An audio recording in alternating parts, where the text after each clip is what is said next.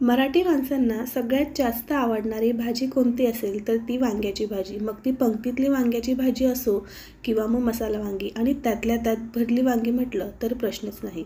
तर आज आपण अगदी गावरान पद्धतीने भरली वांग्याची भाजी कशी बनवायची ते बघूया. तर या ठिकाणी बघा मी इथे वांगी घेतलेली आहे. वांगी तुम्ही कुठल्याही प्रकारची घेऊ शकता. इथे मी निळ्या रंगाची वांगी घेतलेली आहेत. तर वांगी आपल्याला स्वच्छ धुवून आणि या पद्धतीने कट करून घ्यायची आहे. आता वांग्यांना आपण या पद्धतीने मीठ लावून घेऊया.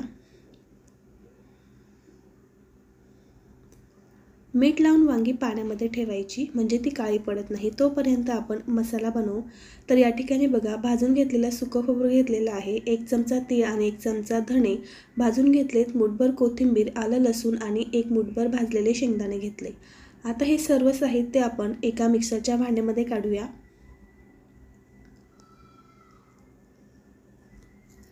आता यामध्येच आपल्याला पाव टीस्पून हळद, 1 ते 1.5 चमचा लाल मिरची पावडर, त्याचबरोबर अर्धा चमचा गरम मसाला आणि चवीनुसार मीठ घालायचं आहे. आता यामध्ये पाणी न घालता वाटण तयार करायचं.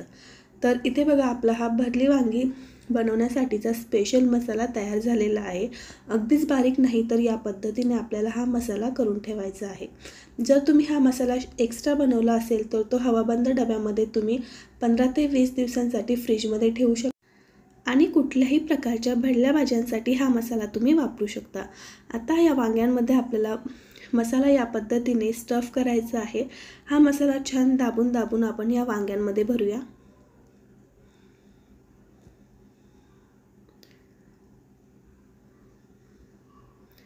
तर आता सर्व वांग्यांमध्ये आपण मसाला या पद्धतीने भरून घेऊ.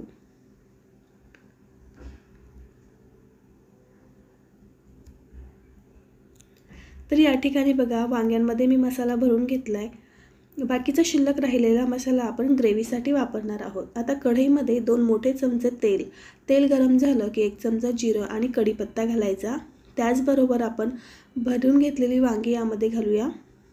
सर्वात आधी वांगी आपल्याला 2 ते 3 मिनिटं तेलामध्ये अशी परतून घ्यायची आहे. आता यावर झाकण ठेवून एक वाफ काढू म्हणजे वांगी आपली 20 ते 25% तेलामध्ये चांगली शिजली जाईल. वांगी सुरुवातीला अशी तेलामध्ये शिजली की वांग्यांना चव खूप छान येते. सुरुवातीलाच त्यामध्ये पाणी किंवा मसाला अजिबात घालायचा नाही. आता शिल्लक राहिलेला मसाला आपण यामध्ये घालूया.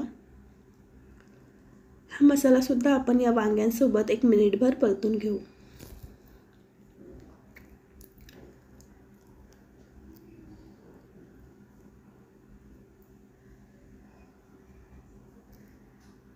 आता ग्रेव्हीसाठी आपण यामध्ये 1 ते 1.5 ग्लास पाणी घालूया.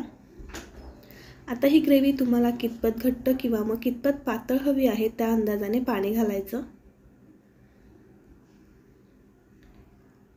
आणि 7 ते 8 मिनिटं वांगी पूर्ण सॉफ्ट होईपर्यंत आपण शिजवून घेऊ.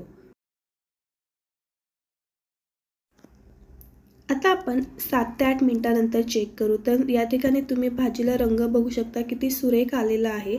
आता यामध्ये आपण वरून बारीक चिरलेली कोथिंबीर घालूया. तर वांगी बघू शकता या ठिकाणी मस्त छान सॉफ्ट अशी शिजलेली आहे. तर तयार झाली आपली अगदी गावरान पद्धतीने बनवलेलं भरलं वांगं. हे भरलं वांगं तुम्ही गरमागरम भाकरीसोबत, चपातीसोबत किंवा मग भातासोबत सर्व करू शकता. धन्यवाद.